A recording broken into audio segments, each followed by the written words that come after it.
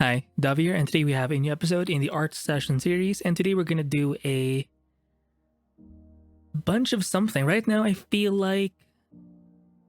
Oh, by the way, one of you mentioned in the comments that I should at least try and name the brushes, or at least mention which brushes I'm using, because I do have a lot of them. So it just helps people follow along. Um, and I kind of feel bad because sometimes I do rename the same brush when I feel like it. So now that I think about it, uh, I should kind of stick to the same name so people can sort of. I think my expectation was to just dump everything out there, but I should at least try to make it a bit easier for people to um navigate or whatever. So, because right now I'm thinking of, I mean, I did this before, but I think I should redo it again where I ought to at least categorize similar brushes and put them kind of in the same place. But I also have a habit of wanting like a mixed media effect. So what often happens is I end up having favorite brushes from different of different types. So I pull them from those like groups. So now I have like a mixed group. So it can end up becoming a bit too chaotic. But yeah, I do agree that I should organize stuff a bit. Right now I do feel like drawing some dinosaurs. I have seen the new movie Jurassic, what is it, World or something? Not in the cinema, if you get my drift, but so it's a cam version basically. It kind of sucked, the cam view, but the movie itself seemed pretty cool. I usually don't like watching cam versions, but I was very curious. It's been a while since I've seen dinosaurs. So, but in a way, it kind of reignited something in me. That I don't know. We'll try drawing something, painting something.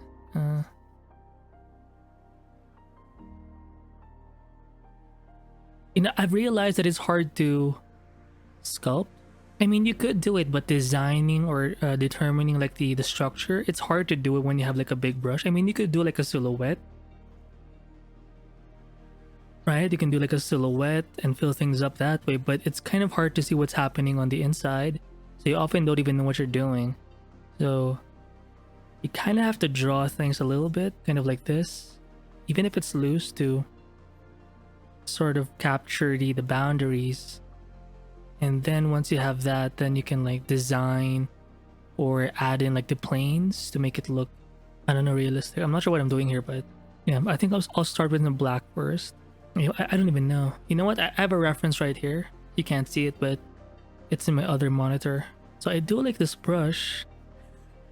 Right now the name is Flat Bristle 1, but I think I've changed it multiple times. Sometimes I edit the brushes or I reiterate them depending on my like needs. But right now I think I'm going to focus on brushes that are a bit more opaque. And I think that's why people have the same, like the artists I follow, like the reason why they have the same style or a very, very recognizable style, excuse me, is because they use the same tools. And essentially they've sort of figured out what works for them. But for me, I think I'm still in that stage where I'm kind of meh. I could use the erase tool, right? And do this, but sometimes I like hitting or using the same brush, hitting white and then doing this. Now the thing is, when I decide to like paint something on top of it, let's say I make a new layer, I make it the clipping layer, and then let's say I want to add some reds, it does hit the white parts as well. But that's the only downside. But then again, I think I can select like a color. I'm not sure how you do it. Select. Oh, I can hit white or this black. Should I make it 10? How about that? What if I make it 50? How about 100? Not sure how this works, but is it too much? How about 75? You know what, 70? How about 80? Okay, that's not bad. Okay, let's say I want to hit that black. Okay, then what I do is hit B, select like a lighter color. What yellow? Whoa. In this way, I'm not limited. So this is kind of like a workaround. Specifically for me, I guess, because I don't... Sometimes I'll use the erase tool, sometimes I won't. Especially when I'm painting in a... Excuse me, a white background. So I'll hit that. If I hit this again, you can see I'm still... if I hit or hold control and hit this layer, you can still see the white paint here. It means there's actually something painted there, right? There you can see it. But if I just use the color gamut thing, how do you say it? Select color gamut, then I can be more specific with my selections. Then I can paint on top of it. In fact, I don't even have to use like maybe a clipping layer or a layer. I can just paint directly on top of it, or in the very same layer. So anyway, I do like this because I have a bunch of brushes before. I'll make a new layer. Like these are more like oily, painterly brushes. I can maybe dump that there. Yeah, I'll go back here. Let's just put this to the side. Like, look at how I have so many, like, some of these brushes I actually have to delete because they're kind of repeats, or I don't really use them. Maybe they look cool before, but I don't, like, in theory they look cool, but in practice for me, I just don't use it. So I want to... Okay. I also want to include this guy. Wait, let me just paint a little bit of something. So right now I think I'm referencing one of the works of Raph Lomotan. He's one of my favorite artists. He does a lot of like dinosaur, prehistoric art. But I mainly focus on his dinosaur stuff just because it's, you know, I like dinosaurs the most. Trying to draw...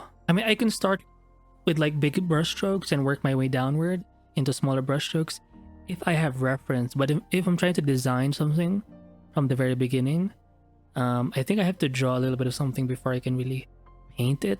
So like this guy, and I think he's one of the artists that sort of led me into this more painterly route, where it has the kind of traditional vibe to it a little bit, essentially showing off my brush strokes a bit more. There's also another guy named Darek Zabrocki. He has other stuff where it's more like photo bashed and stuff like that, but I'm more fascinated by his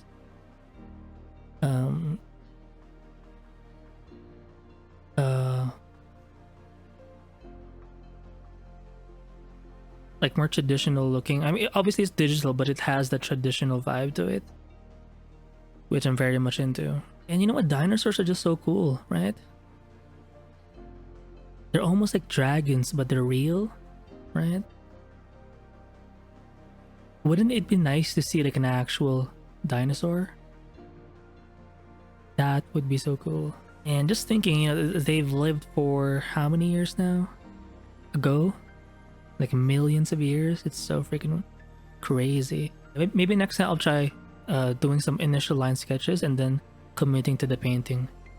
Because I think I can do it this way, but it does take longer. And again, the reference is helping me a lot. I'm going to use something darker, kind of like that. I don't know. What's the opposite of yellow? We'll hit this, select this. The opposite is like blue. Not too saturated because the yellow is already kind of bright. So we'll pick something like something cooler but heavier. There you go. I want to make that yellow pop out even more. See that? And it's nice because my pen has pen tilt, so I can make a little more accurate kind of yeah. You know, I did buy a Gaomon M10K something Pro. It does have pen tilt, but in some angles, like there's a specific angle or a set of angles where it doesn't do it how it's supposed to be. Like in some parts it follows the pen, but in some angles it doesn't. So it's kind of a bummer, but I do like its size because it's the largest tablet that I've had, pen tablet. Most of my other pen tablets are kind of small. It does hurt my wrist often when it's that small. Anyway, yeah, kind of like that. It doesn't have to be complete, but it just has to. And I think the reason why I started with black is because maybe that's a great way or a better way for me to approach. If I feel like painting but I want to design something, instead of starting with color, I can start with black to keep it simple, so I can focus more on like the shapes and stuff like that. Because immediately diving into color, I think it's too much. Unless it's like monochromatic, it just makes things easier. And in a way, I can do it step by step. Yeah, the eye is supposed to be. I can save time. I'll do this. Hit L. Select this guy. Control copy. See that? Oh, by the way, I can't, like in Photoshop, I can hit Control Shift C to copy and create like a flattened version, but here I had to like make a set of actions for it. I'm not sure if it's because I don't know how to use Clip Studio Paint, but that's kind of how I did it. So this process is something I've learned in, or because or when I was using Photoshop solely, and I think it's kind of messy, the approach. It's a bit rough, but I'm kind of rough anyway. Oh wow, sexy. What? See that? Oh yeah. Anyway, I'm also trying to. I talked about brushes in the beginning, so I do like this brush. So for those of you who don't know, just try to find this one. Yeah, I need to find a way to organize these because it's sometimes it has the same name, two different brushes but the same name. This one too. Oh my god. Okay, I'm gonna put this guy over here. Oh, what's so cool about Clip Studio now, because it's been a while, but I updated mine. So now I'm paying the subscription instead of the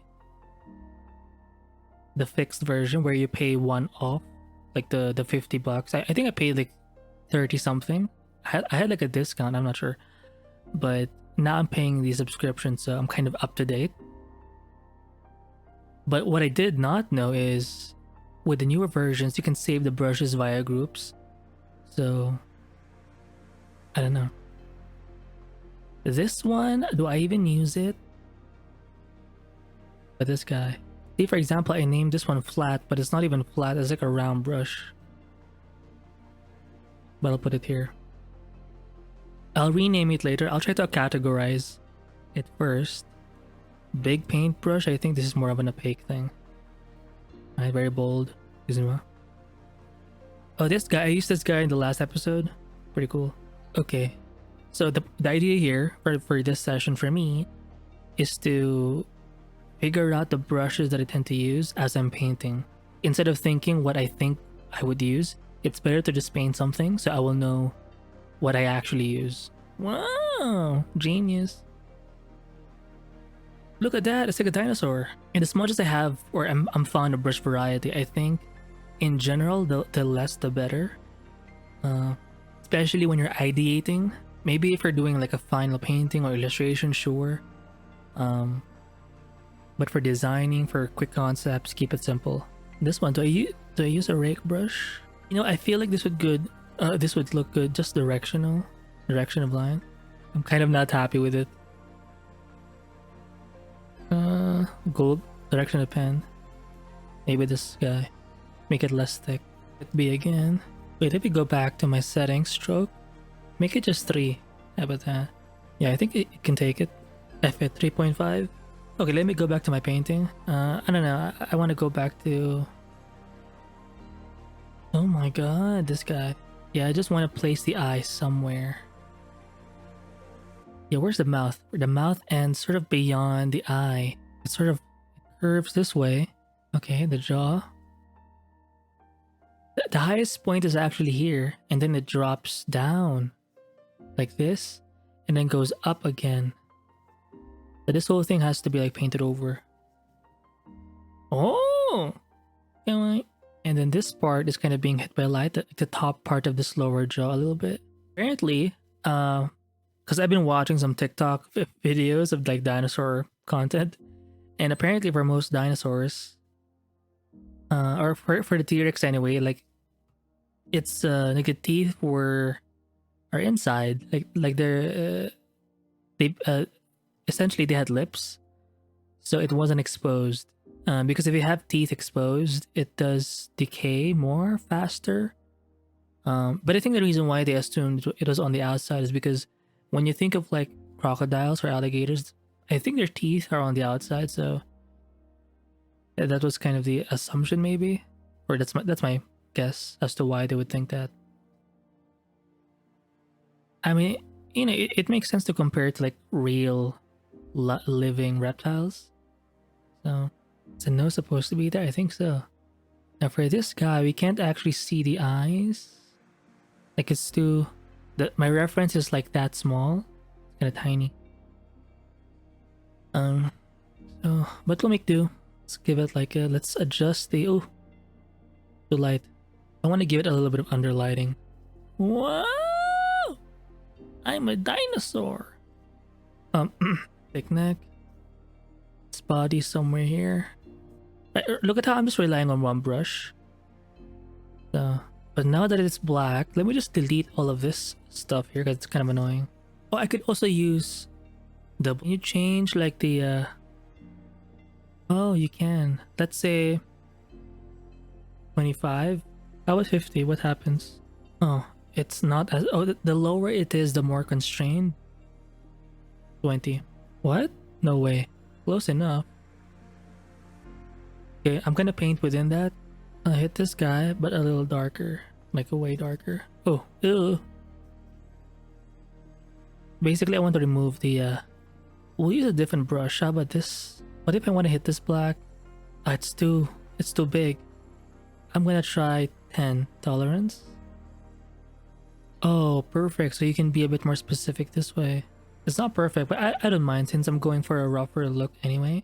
Oh, I think this one has color dynamics turned on. Okay, not bad. What if I want to fill in the whites? How would I do that? Like the white background? Wait, does this have?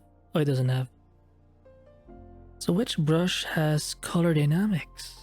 Aside from the round one, this guy. Oh, it's this guy. Yep, this one has the dynamics thing. Okay, I'm gonna move this over here as well. So it may take a while before I fully update this set. And even the way I update, it's so sporadic. Like, ideally once a month, but sometimes I upload twice a month, and then the next 2 months I don't upload, or I don't even update it. So, because like I have the brushes, but it's just not updated or posted. So, and I think it's because I don't name it and I don't categorize it, so it's kind of messy. But yeah. Okay. Oh yeah, I think it's good to have like a folder or if you have Clip Studio Paint to have, or Photoshop. I think I started this days ago or a week ago, where I would just dump brushes here that I don't use. So I don't have to delete them, I can just put them there. Anyway. So my issue is, how do I remove the white? So maybe I can do this via a layer. I'll make a new layer and perhaps set it on darken perhaps? That's my guess. If I hit like, maybe not the purple, but this cyan, it affects the yellow. So just be careful. Yeah, kind of like that. It's a bit crude, a bit rough, but whatever. You know, maybe I don't have to do it on everything. Yeah. Looking good. Rex. What else can I do? Wait, how long have I need to check my time. 29 minutes. Real-time version, 29 minutes. Yeah, I want to just sculpt things a bit more. I'll make a new layer. I need to call, like, what does this look like? I don't even know. I mean, I could use like a number but to name it, but it's kind of boring. This one is more... This is my issue. I have analysis paralysis. Basically the edge is kind of more bristly. Anyway, I want to sculpt this part of the... In a way, it's great for blending because it's not a consistent shape. So those extra strands can help blend things out a little bit. Make it smaller. I'll use something lighter. I want to make this pop out even more. The reference, I think that the head is kind of feathered a bit. Wait, let's clean it up and then make the yellow protrude out. I'm gonna make the brush smaller. Oh my god. Make the yellow and then do that. Yeah, they're not feathers. Again, I have like a very small thumbnail, but it looks like they're more like scales on this part. The feather part is somewhere here, but the spiky stuff, it's more on this side. I'm gonna do this. I'm not even sure what I'm doing, but if it looks like a dinosaur, it is a dinosaur. Again, I can't even see the eyes, but we'll just try to suggest it. Not bad. Okay. So should I stop here? I think so. Because I think I want to do something else. Because I don't want to stay too long. I have to edit it, and I also have to, yeah. The thing about when you're doing these sort of sessions, oftentimes you can have multiple goals sort of that's turned on. So I think if you're not aware of that, you can get frustrated, but the moment you realize that you're kind of working on a bunch of different things, and sometimes it's just unavoidable, I think you're more likely to give yourself a little more grace. And also, in a way, you're gonna have a little more fun, right? I want to make this darker because, yeah, I think these smaller strokes are not as necessary, but I guess they can help a little bit. I don't know. Okay, so what do we achieve? We've got a couple of brushes that we kind of like that we've used that we can go back to. We'll rename this later on. And by we, I mean me. But yeah. Yeah, this one seems too not like non-organic because it's too much of a straight line. Oh, I know what's missing. There's like supposed to be a shadow shit in the bottom side. That's not exactly like part of the opening. It's part of the upper lip in a way. Yeah, it makes a lot more sense. I feel like this could be way darker, and I think it's supposed to cut deeper. It looks, if you really like twist it and zoom out, it's kind of like a dinosaur. Although